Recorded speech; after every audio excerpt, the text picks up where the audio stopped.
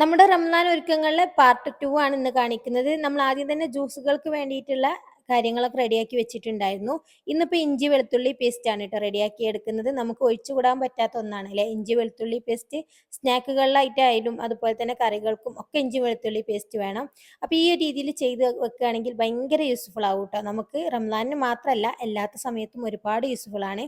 അപ്പോൾ വെളുത്തുള്ളിയൊക്കെ ഓരോരുത്തരും ഓരോ രീതിയിലായിരിക്കും തൊലികളൊക്കെ കളഞ്ഞെടുക്കുക കേട്ടോ. അപ്പം ഞാനിവിടെ 2 മിനിറ്റ് എയർ ഫ്രയറിൽ വെച്ചിട്ടാണ് തൊലികൾ കളഞ്ഞെടുത്തിട്ടുള്ളത്. അപ്പം 2 മിനിറ്റ് ഓവനിൽ വെച്ചിട്ടോ അല്ലെങ്കിൽ നല്ല വെയിലത്ത് ഒരു 10-15 മിനിറ്റ് വെച്ചാലും സിമ്പിളായിട്ട് തൊലികൾ കളഞ്ഞെടുക്കാൻ പറ്റും കേട്ടോ.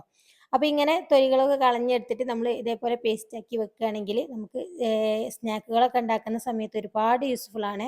കാരണം കുറഞ്ഞ അളവിലായിരിക്കും നമുക്ക് ഈ ഒരു ഇഞ്ചി വെളുത്തുള്ളിയൊക്കെ പേസ്റ്റ് വേണ്ടത്. അത് കുറഞ്ഞ അളവിൽ റെഡിയാക്കി എടുക്കുക എന്നുള്ളത് വലിയ ബുദ്ധിമുട്ടുള്ള കാര്യമാണല്ലേ. അപ്പോൾ ഈ ഒരു രീതിയിൽ ഇഞ്ചിയും വെളുത്തുള്ളിയൊക്കെ സെപ്പറേറ്റ് ആയിട്ട് ഇതേപോലെ പേസ്റ്റ് ആക്കി എടുത്തിട്ടുണ്ട്. അപ്പോൾ ഓരോരുത്തരും ഓരോ രീതിയിലായിരിക്കും കേട്ടോ ചെയ്തെടുക്കുക. ഞാൻ ചെയ്യുന്ന രീതിയാണ് ഞാൻ നിങ്ങളെ കാണിക്കുന്നത്.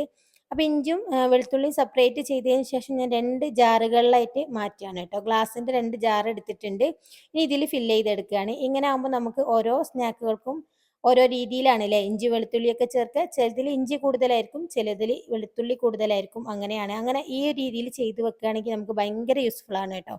നമ്മൾ സ്നാക്കുകളൊക്കെ തയ്യാറാക്കി എടുക്കുന്നതിൻ്റെ ഒരു 10 മിനിറ്റ് മുമ്പ് പുറത്തെടുത്ത് വെച്ചാൽ സിമ്പിളായിട്ട് ഇതിൽ നിന്ന് എടുക്കാൻ പറ്റും കേട്ടോ.